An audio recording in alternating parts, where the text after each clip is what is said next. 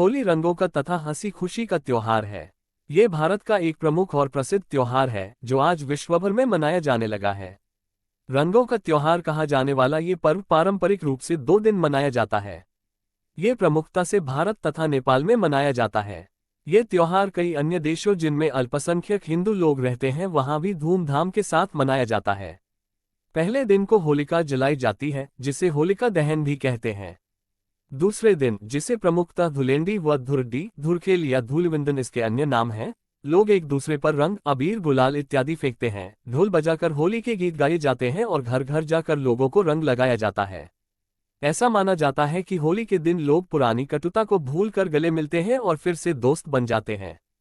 एक दूसरे को रंगने और गाने बजाने का दौर दोपहर तक चलता है। इसके बाद स्नान करके विश्राम करने के बाद नए कपड़े पहनकर शाम को लोग एक दूसरे के घर मिलने जाते हैं, गले मिलते हैं और मिठाइयाँ खिलाते हैं। राग रंग का ये लोकप्रिय पर्व वसंत का संदेशवाहक भी है। राग अर्थात संगीत और रंग तो इसके प्रमुख अंग हैं ही, पर इनको उत्कर्ष तक पहुंचाने वाली प्रकृति भी इस समय रंग बिरंगे यौवन के साथ अपनी चरम अवस्था पर होती है। फाल्गुन माह में मनाए जाने के कारण इसे फाल्गुनी भी कहते हैं। होली का त्योहार वसंत पंचमी से ही आरंभ हो जाता है। उसी दिन पहली बार गुलाल उड़ाया जाता है। इस दिन से फाग और धमार का गाना प्रारंभ हो जाता है। खेतों में सरसों खिल उठती है। बाग बगीचों में फूलों की आकर्षक छटा छा जाती है। पेड़ पौधे, पशु पक्षी और मनुष्य सब उल्लास से परिपूर्ण हो जाते हैं। खेतों में गेहूं की बालियां इठलाने लगती हैं। बच्चे बूढ़े सभी व्यक्ति सब कुछ संकोच और रूढ़ियां भूलकर ढोलक झांझ मंजीरों की धुन के साथ नृत्य संगीत व रंगों में डूब जाते हैं। चारों तरफ रंगों की फुहार फूट पड़ती है। गुजिया होली का प्रमुख पकवान है जो कि मावा, खोया और मैदा से बनती है और मेवाओं से युक्त होती है। इस दिन कांजी के बड़े खाने व खिलाने का भी रिवाज है। नए कपड़े पहनकर होली की शाम को लोग एक दूसरे के घर होली मिलने जाते हैं जहां उनका स्वागत गुजिया, नमकीन व ठंडाई से किया जाता है। होली के दिन आम्र, मंजरी तथा चंदन को मिलाकर खाने का बड़ा महात्म्य है। इतिहास। होली भारत का अत्यंत प्राचीन पर्व है जो होली, होलिका या होला का नाम से मनाया जाता था। वसंत की ऋतु में हर्षोल्लास के साथ मनाए जाने के कारण इसे वसंतोत्सव और काम महोत्सव भी कहा गया है। राधा श्याम, गोप और गोपियों की होली। इतिहासकारों का मानना है कि आर्यों में भी इस पर्व का प्रचलन था, लेकिन अधिकतर यह पूर्वी भारत में ही मनाया जाता था। इस पर्व का वर्णन अनेक पुरातन धार्मिक पुस्तकों में मिलता है। इनमें प्रमुख हैं जैमिनी के पूर्व मीमांसा सूत्र और कथा गार्ह्य सूत्र। नारद पुराण और भविष्य पुराण जैसे पुराणों की प्राचीन हस्तलिपियों और ग्रंथों में भी इस पर्व का उल्लेख मिलता है। विंध्य क्षेत्र के रामगढ़ स्थान पर स्थित ईसा से 300 वर्ष पुराने एक अभिलेख में भी इसका उल्लेख किया गया है। संस्कृत साहित्य में वसंत ऋतु और वसंतोत्सव अनेक कवियों के प्रिय विषय रहे हैं। सुप्रसिद्ध मुस्लिम पर्यटक अलबरूनी ने भी अपने ऐतिहासिक यात्रा संस्मरण में होलिकोत्सव का वर्णन किया है। भारत के अनेक मुस्लिम कवियों ने अपनी रचनाओं में इस बात का उल्लेख किया है कि होलिकोत्सव केवल हिंदू ही नहीं, मुसलमान भी मनाते हैं। सबसे प्रामाणिक इतिहास की तस्वीरें हैं मुगल काल की और इस काल में होली के किस्से उत्सुकता जगाने वाले हैं। अकबर का जोधाबाई के साथ तथा जहांगीर का नूरजहां के साथ होली खेलने का वर्णन मिलता है। अलवर संग्रहालय के एक चित्र में जहांगीर को होली खेलते हुए दिखाया गया है। 8 शाहजहां के समय तक होली खेलने का मुगलिया अंदाज ही बदल गया था। इतिहास में वर्णन है कि शाहजहां के जमाने में होली को ईद-ए-गुलाबी या आबेपाशी रंगों की बौछार कहा जाता था। अंतिम मुगल बादशाह बहादुर शाह जफर के बारे में प्रसिद्ध है कि होली पर उनके मंत्री उन्हें रंग लगाने जाया करते थे। मध्ययुगीन हिंदी साहित्य में दर्शित कृष्ण की लीलाओं में भी होली का विस्तृत वर्णन मिलता है। इसके अतिरिक्त प्राचीन चित्रों, भित्तिचित्रों और मंदिरों की दीवारों पर इस उत्सव के चित्र मिलते हैं।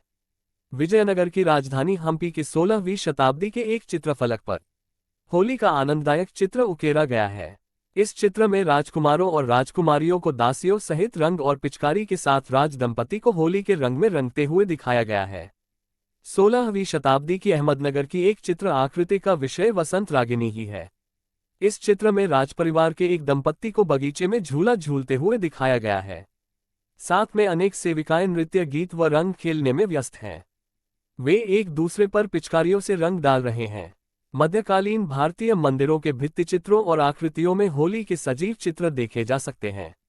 उदाहरण के लिए इसमें 17वीं शताब्दी की मेवाड़ की एक कलाकृति में महाराणा को अपने दरबारियों के साथ चित्रित किया गया है। शासक कुछ लोगों को उपहार दे रहे हैं, नृत्यांगना नृत्य कर रही हैं और इस सबके मध्य रंग का एक कुंड रखा हुआ है।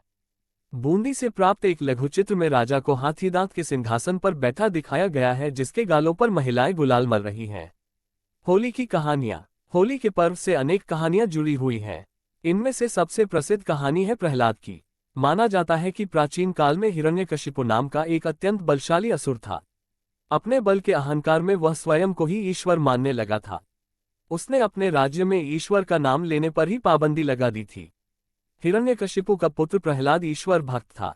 प्रहलाद की ईश्वर भक्ति से क्रुद्ध होकर हिरण्यकशिपु ने उसे अनेक कठोर दंड दिए, परंतु उसने ईश्वर की भक्ति का मार्ग न छोड़ा।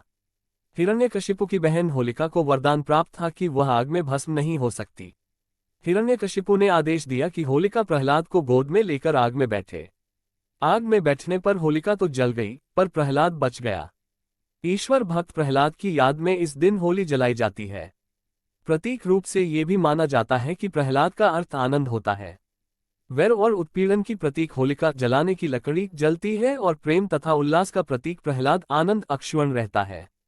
होलिका दहन की कथा। होली से संबंधित मुख्य कथा के अनुसार एक नगर में हिरण्यकश्यप नाम का दानव राजा रहता था। वह सभी को अपनी पूजा करने को कहता था, लेकिन उसका पुत्र प्रहलाद भगवान विष्णु का उपासक भक्त था। हिरण्यकश्यप ने भक्त प्रहलाद को बुलाकर राम का नाम न जपने को कहा तो प्रहलाद ने स्पष्ट रूप से कहा, पिताजी, परमात्मा ही समर्थ है। प्रत्येक कष्ट से परमात्मा ही बचा सकता है, मानव समर्थ नहीं है। यदि कोई भक्त साधना करके कुछ शक्ति परमात्मा से प्राप्त कर लेता है तो वह सामान्य व्यक्तियों में तो उत्तम हो जाता है, परंतु परमात्मा से उत्तम नहीं हो सकता। ये बात सुनकर अहंकारी हिरण्यकश्यप क्रोध से लाल पीला हो गया और नौकरों सिपाहियों से बोला कि इसको ले जाओ मेरी आंखों के सामने से और जंगल में सर्पों में डालाओ। सर्प के डसने से यह मर जाएगा। ऐसा ही किया गया, परंतु प्रहलाद मरा नहीं, क्योंकि सर्पों ने डसा नहीं। प्रहलाद की कथा के अतिरिक्त ये पर्व राक्षसी ढूंढी, राधा कृष्ण के रास और कामदेव के पुनर्जन्म से भी जुड़ा हुआ है। कुछ लोगों का मानना है कि होली में रंग लगाकर, नाच गाकर लोग शिव के गणों का वेश धारण करते हैं तथा शिव की बारात का दृश्य बनाते हैं। कुछ लोगों का ये भी मानना है कि भगवान श्री कृष्ण ने इस दिन पूतना नामक राक्षसी का वध किया था। इसी खुशी में गोपियों और ग्वालों ने रासलीला की और रंग खेला था। होली के पर्व की तरह इसकी परंपराएं भी अत्यंत प्राचीन हैं और इसका स्वरूप और उद्देश्य समय के साथ बदलता रहा है। प्राचीन काल में यह विवाहित महिलाओं द्वारा परिवार की सुख समृद्धि के लिए मनाया जाता था और पूर्ण चंद्र की पूजा करने की परंपरा थी। वैदिक काल में इस पर्व को नवत्रष्टि यज्ञ कहा जाता था। उस समय खेत के अधपके अन्न को यज्ञ में दान करके प्रसाद लेने का विधान समाज में व्याप्त था। अन्न को होला कहते हैं, इसी से इसका नाम होलिकोत्सव पड़ा। भारतीय ज्योतिष के अनुसार चैत्र शुद्धि प्रतिपदा के दिन से नववर्ष का भी आरंभ माना जाता है। इस उत्सव के बाद ही चैत्र महीने का आरंभ होता है। अतः ये पर्व नवसंवत का आरंभ तथा वसंतागमन का प्रतीक भी है। इसी दिन प्रथम पुरुष मनु का जन्म हुआ था, इस कारण इसे मनवादी तिथि कहते हैं। एक अन्य कथा के अनुसार त्रेतायुग की शुरुआत में भगवान विष्णु जी ने धूलि का वंदन किया था, इसलिए होली के इस त्योहार को धुलेंडी के नाम से भी मनाया जाता है। धुलेंडी होली के अगले दिन मनाया जाता है, जिसमें लोग एक दूसरे पर धूल और कीचड़ लगाते हैं और इसे धूल स्नान कहा जाता है। होली का पहला काम झंडा या डंडा गाड़ना होता है। इसे किसी सार्वजनिक स्थल या घर के अहाते में गाड़ा जाता है। इसके पास ही होलिका की अग्नि इकट्ठी की जाती है। होली से काफी दिन पहले से ही यह सब तैयारियां शुरू हो जाती हैं। पर्व का पहला दिन होलिका दहन का दिन कहलाता है। इस दिन चौराहों पर व जहां कहीं अग्नि के लिए लकड़ी एकत्र की गई होती है, वहां होली जलाई जाती है। इसमें लकड़ियां और उपले प्रमुख रूप से होते हैं। कई स्थलों पर होलिका में भरभोलिये जलाने की भी परंपरा है। भरभोलिये गाय के गोबर से बने ऐसे उपले होते हैं जिनके बीच में छेद होता है। इस छेद में मूंछ की रस्सी डालकर माला बनाई जाती है। एक माला में 7 भरभोलिये होते हैं। होली में आग लगाने से पहले इस माला को भाइयों के सिर के ऊपर से 7 बार घुमाकर फेंक दिया जाता है। रात को होलिका दहन के समय यह माला होलिका के साथ जला दी जाती है। इसका यह आशय है कि होली के साथ भाइयों पर लगी बुरी नजर भी जल जाए। लकड़ियों व उपलों से बनी इस होली का दोपहर से ही विधिवत पूजन आरंभ हो जाता है। घरों में बने पकवानों का यहाँ भोग लगाया जाता है। दिन ढलने पर ज्योतिषियों द्वारा निकाले मुहूर्त पर होली का दहन किया जाता है। इस आग में नई फसल की गेहूं की बालियों और चने के होले को भी भूना जाता है। होलिका का दहन समाज की समस्त बुराइयों के अंत का प्रतीक है। ये बुराइयों पर अच्छाइयों की विजय का सूचक है। गांवों में लोग देर रात तक होली के गीत गाते हैं तथा नाचते हैं। होली से अगला दिन धूलिवंदन कहलाता है। इस दिन लोग रंगों से खेलते हैं। सुबह होते ही सब अपने मित्रों और रिश्तेदारों से मिलने निकल पड़ते हैं। गुलाल और रंगों से सबका स्वागत किया जाता है। लोग अपनी ईर्ष्या द्वेष की भावना भुलाकर प्रेमपूर्वक गले मिलते हैं तथा एक दूसरे को रंग लगाते हैं। इस दिन जगह जगह टोलियां रंग बिरंगे कपड़े पहने नाचती गाती दिखाई पड़ती हैं। बच्चे पिचकारियों से रंग छोड़कर अपना मनोरंजन करते हैं। सारा समाज होली के रंग में रंग कर एक सा बन जाता है। रंग खेलने के बाद देर दोपहर तक लोग नहाते हैं और शाम को नए वस्त्र पहनकर सबसे मिलने जाते हैं। प्रीति भोज तथा गाने बजाने के कार्यक्रमों का आयोजन करते हैं। होली के दिन घरों में खीर, पूरी और पूरे आदि विभिन्न व्यंजन खाद्य पदार्थ पकाए जाते हैं। इस अवसर पर अनेक मिठाइयां बनाई जाती हैं जिनमें गुजियों का स्थान अत्यंत महत्वपूर्ण है। बेसन के सेव और दही बड़े भी सामान्य रूप से उत्तर प्रदेश में रहने वाले हर परिवार में बनाए व खिलाए जाते हैं। कांजी, भांग और ठंडाई इस पर्व के विशेष पेय होते हैं, पर ये कुछ ही लोगों को भाते हैं। इस अवसर पर उत्तरी भारत के प्रायः सभी राज्यों के सरकारी कार्यालयों में अवकाश रहता है, पर दक्षिण भारत में उतना लोकप्रिय न होने की वजह से इस दिन सरकारी संस्थानों में अवकाश नहीं रहता। मुख्य लेख: देश विदेश की होली। भारत में होली का उत्सव अलग अलग प्रदेशों में भिन्नता के साथ मनाया जाता है। ब्रज की होली आज भी सारे देश के आकर्षण का बिंदु होती है। बरसाने की लठमार होली काफी प्रसिद्ध है। इसमें पुरुष महिलाओं पर रंग डालते हैं और महिलाएं उन्हें लाठियों तथा कपड़े के बनाए गए कोड़ों से मारती हैं। इसी प्रकार मथुरा और वृंदावन में भी 15 दिनों तक होली का पर्व मनाया जाता है। कुमाऊं की गीत बैठकी में शास्त्रीय संगीत की गोष्ठियां होती हैं। ये सब होली के कई दिनों पहले शुरू हो जाता है। हरियाणा की धुलंडी में भाभी द्वारा देवर को सताए जाने की प्रथा है।